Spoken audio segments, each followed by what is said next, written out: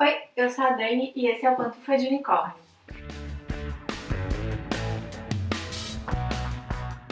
Hoje a gente vai seguir falando de mais alguns filmes indicados à categoria de melhor filme no Oscar de 2020.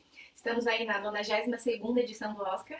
E a gente vai começar esse vídeo hoje falando do filme 1917, filme dirigido pelo Sam Mendes, que é um diretor inglês. Ele tem uma carreira aí de longa data, tem bastante experiência no teatro, tem essa característica dele de ter vindo do teatro e de gostar muito de teatro. Ele traz um pouco dessa experiência para o cinema. E a estreia dele como diretor no cinema foi com nada mais nada menos do que Beleza Americana, filme de 99, se não me engano, e já chegou ganhando o Oscar em um ano super concorrido, porque ele estava concorrendo aí com o Sexto Sentido de Shyamalan, que eu acho que deveria ter vencido, para falar a verdade. E ele ganhou já no ano de estreia aí, né, como diretor no cinema. Na carreira cinematográfica dele, a gente pode listar o Estrada para a Perdição, que é um filme com Tom Hanks, Soldado Anônimo, que já foi o primeiro filme de guerra dele, também Apenas um Sonho, que é um filme estrelado por DiCaprio e pela Kate Winslet, também era um filme que falava de divórcio. E depois ele vai fazer O Distante Nós Vamos, que acabou sendo um filme meio fracassado, não agradou muito o público, nem a crítica, e aí ele teve esse momento aí de estar com a carreira em baixa, e aí na sequência ele acaba aceitando fazer 007, ele faz o 007 Operação Skyfall, que acabou sendo um filme muito bem recebido, deu uma guinada aí tanto na franquia 007, que também já estava um pouco embaixo depois do Quantum of Solace, e também deu uma guinada na carreira dele novamente, que estava vindo aí desse filme que não fez tanto sucesso anterior. Depois desse 007, que foi bem sucedido, ele vem a fazer esse último 007 de 2015, que é o Contra Spectre, que já não foi tão bem recebido aí pela crítica e nem pelo público. E aí agora a gente tem ele com 1917. 1917 vai contar pra gente a história de dois cabos na Primeira Guerra Mundial, que são os cabos Schofield, vivido pelo George Mackay, e o Blake, vivido pelo Dean Charles Chapman. E eles vão ser encarregados aí de uma missão extremamente difícil, quase impossível, de atravessar parte aí do território inimigo e levar uma mensagem para companheiros, né, de batalhão, que evitaria a morte aí de aproximadamente 1.600 companheiros deles de batalhão. O filme se passa aí num curto período de algumas horas, porque eles estão aí lutando contra o tempo para entregar essa mensagem. E ele basicamente é um filme que acompanha esses dois nessa jornada contra o tempo e contra os inimigos e tentando sobreviver aí ultrapassando esse território inimigo. O filme teve 10 indicações nesse Oscar, né? Tá concorrendo a 10 categorias além do melhor filme. Também tá concorrendo a melhor diretor, trilha sonora, mixagem de som, algumas categorias assim técnicas, mas ele concorre também como melhor roteiro original.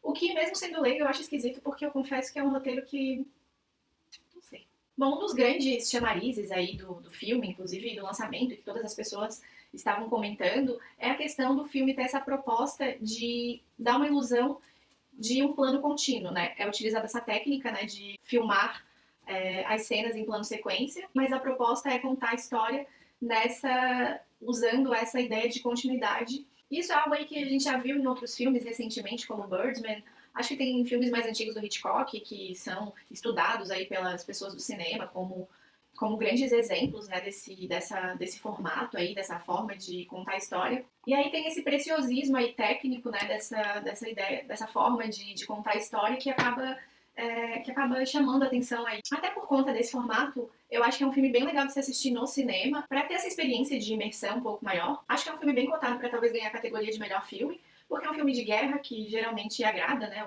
a galera que vota, porque tem essa questão técnica, mas eu confesso que não é um filme que eu tenha gostado tanto.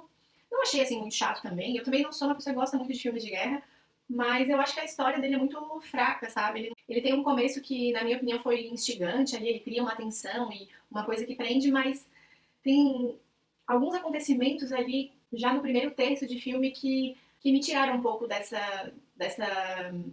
estado de entrega, sabe? E daí, pro final do filme, eu também fui achando que várias coisas que aconteceram não me pareciam críveis, e então não é um dos meus favoritos aí dessa lista de indicados ao melhor filme, não.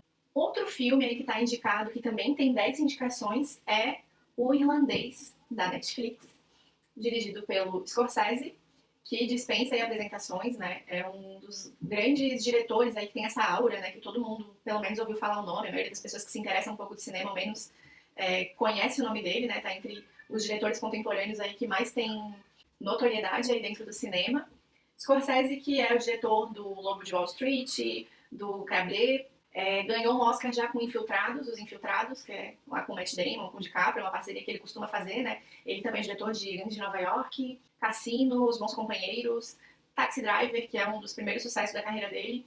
Enfim, ele tem uma carreira aí sólida, super respeitado no cinema. E agora vem com esse outro filme de máfia, que é algo que ele já vinha fazendo aí ao longo da sua carreira, né? E O Irlandês, especificamente, é um filme baseado no livro I Heard You Paint Houses, que eu não sei se tem tradução para o português, eu não encontrei, eu acho que ele ainda não está traduzido para a nossa língua, né? Seria Eu Ouvi Falar Que Você Pinta Casas. Eu acho que seria uma tradução para esse livro, que é um livro que conta um pouco da história do crime organizado nos Estados Unidos, ali no pós-guerra. E ele conta tudo isso sob o olhar do Frank Sheeran, que é o irlandês, que é um veterano de guerra que concilia a vida dele de dirigindo um caminhão com uma vida paralela aí de um assassino de aluguel que trabalha para a máfia. E no irlandês, o Frank Sheeran é vivido pelo De Niro, e ele vai contar a sua história lá da sua velhice, da sua aposentadoria, e vai narrar toda a sua história desde os tempos da juventude, como que ele se envolveu com a máfia, como que ele entrou nessa vida, as outras figuras icônicas ali da história dos Estados Unidos que tinham relação com isso, e vai contar como que ele se envolveu aí com os sindicatos, com um ex-presidente da Associação Sindical, que é um dos caras mais conhecidos nos Estados Unidos, que era o Jimmy Hoffa. E são figuras que existiram, de fato. Claro que a narrativa ali não é um narrador muito confiável, mas é a versão que ele conta da história, né? O Jimmy Hoffa vai ser vivido pelo Al Pacino. O filme tem aí também um monte de indicação, melhor diretor, melhor roteiro adaptado, tem o Al Pacino concorrendo à categoria de ator coadjuvante e várias outras categorias ali. É um filme da Netflix. E uma das coisas interessantes sobre esse filme é que o Scorsese conta que ele já tem essa ideia, esse projeto há muitos anos, mas que nenhum grande estúdio aceitava bancar esse projeto. É um projeto que foi caríssimo, aí, acho que 150 milhões, se não me engano. E quem bancou aí esse projeto do Scorsese foi a Netflix. E eu tava assistindo um vídeo da Luli Luck, né, a Luli de verdade, e ela comentando que isso mostra um pouco que essas grandes produtoras parecem não estar muito dispostas aí a correr risco, né? E aí você imagina que se um cara como o Scorsese, que é um diretor extremamente prestigiado, tem dificuldade aí para realizar um projeto, porque os grandes estúdios estão querendo investir mais em franquias, em coisas que eles podem explorar por mais tempo e parecem não ter tanto interesse em contar uma história única, mesmo com um diretor de peso como a Scorsese. E imagina para outros diretores jovens, para outras propostas mais ousadas, como é difícil entrar nesse mercado aí das grandes produtoras, né? Que parece que não tem tanto interesse em investir em histórias únicas, em histórias diferentes, em filmes mais autorais, assim. Mas a Netflix proporcionou aí o Scorsese realizar esse filme. É um filme que ficou pouco tempo no cinema. Ele foi pro cinema justamente porque a Netflix tinha interesse de que ele pudesse concorrer ao Oscar, né? Então tem que ser exibido nos cinemas, em salas de cinema para poder concorrer ao Oscar.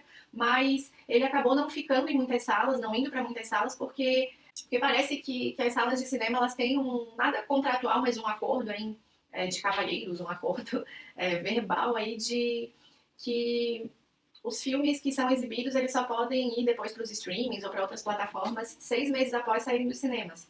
E a Netflix não queria que o irlandês ficasse tanto tempo assim antes de ser exibido no catálogo da Netflix. Então, muitas salas não exibiram porque não queriam passar um filme que logo na sequência ia estar disponível aí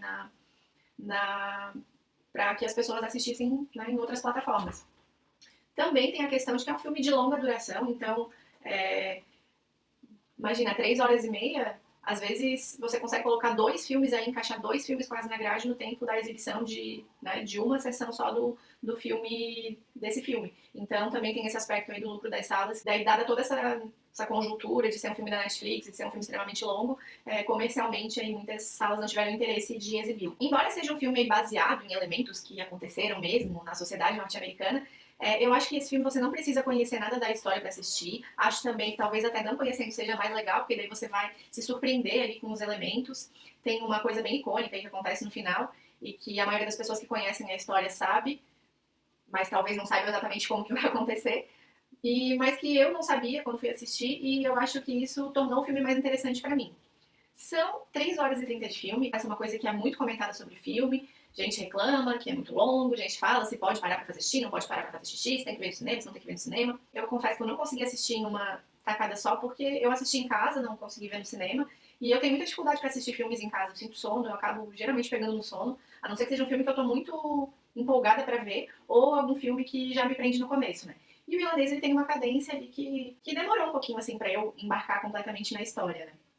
Mas é um filme que realmente é incrível, que a atuação ali de De Niro, Al Pacino, Joe Pesci também, que voltou aí da sua aposentadoria para fazer esse filme com o Scorsese, eles estão simplesmente maravilhosos.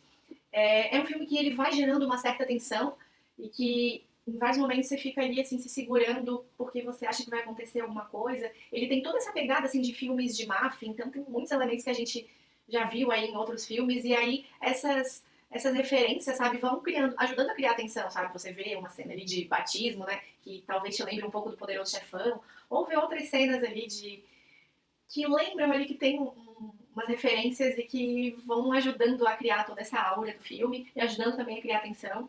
E, cara, De Niro narrando a história dele, narrando tudo, é muito, muito incrível de se ver. Um dos motivos para o filme ter tido esse orçamento tão alto é que eles investiram bastante na maquiagem digital, porque eles pegaram esses atores aí que já são senhores, né? E eles foram contando a história desde a juventude deles. Então, não bastava uma maquiagem física apenas, eles utilizaram bastante do recurso ali de maquiagem digital, e isso né, saiu bastante caro para o estúdio. E é uma coisa que não achei que me incomodou, achei que ficou bem feito, sabe? Não ficou forçado na minha opinião, assim, vendo o filme, eu achei que ficou bem legal o efeito do que eles conseguiram fazer. E, cara, é um filme que eu acho legal, eu não sei se tem tanta chance de concorrer. Eu vejo muitas pessoas que são envolvidas aí com cinema, com crítica de cinema, falando que parece que a academia ela tem um pouco de preconceito aí com querer premiar algum filme da Netflix, né, de streaming, e que então talvez por isso o irlandês não teria tanta chance, mesmo sendo Scorsese, mesmo sendo um grande filme. Mas, enfim, tem aí na Netflix, é bem facinho de você assistir.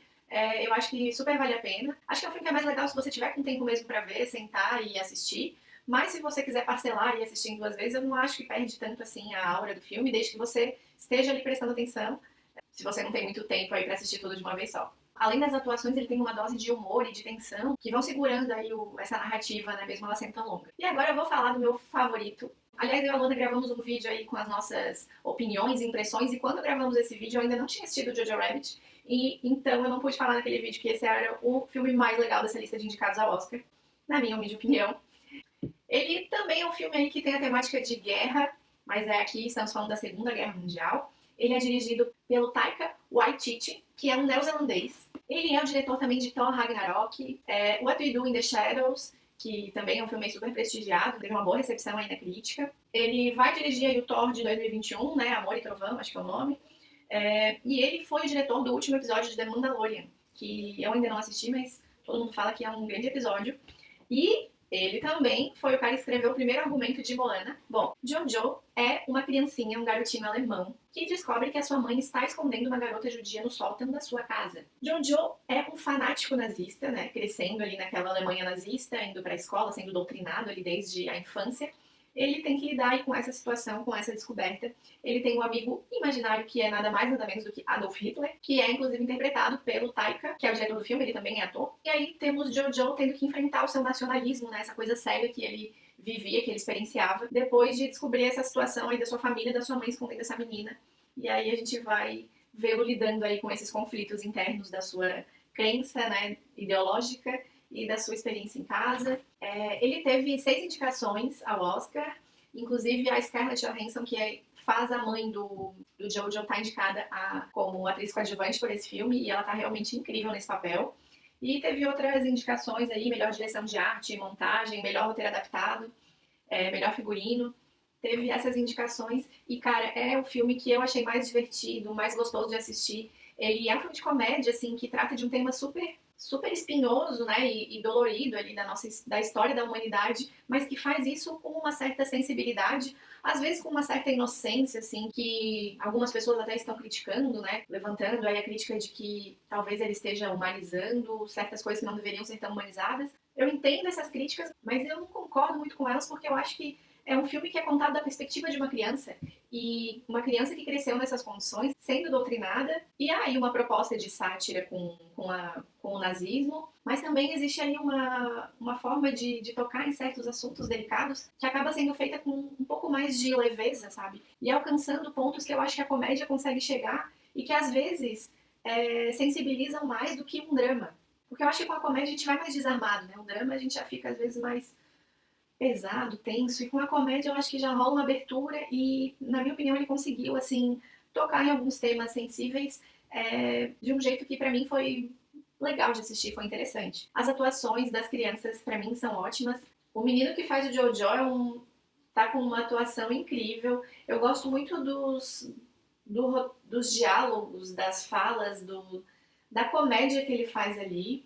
Ele tem um melhor amigo que é a criança mais fofa que existe no cinema na atualidade. E eu achei o começo do filme muito empolgante. Ele tem uma trilha sonora inicial ali que deixa já o astral bem alto.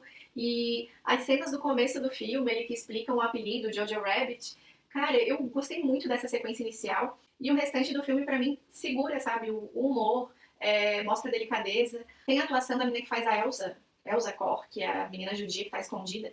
É a atriz Thomasin Mackenzie. Ela tá sensacional também, espetacular. Acho que se você tivesse que escolher um único filme da lista de indicados ao melhor filme pra assistir, na minha opinião, deveria ser esse, porque é um filme incrível. E eu acho que ele não tem muita chance de ganhar, mas sem dúvida nenhuma seria a minha torcida para melhor filme. Lembrando que eu ainda não assisti Parasita nem Adoráveis Mulheres também, então talvez um dia eu venha me redimir dessa opinião.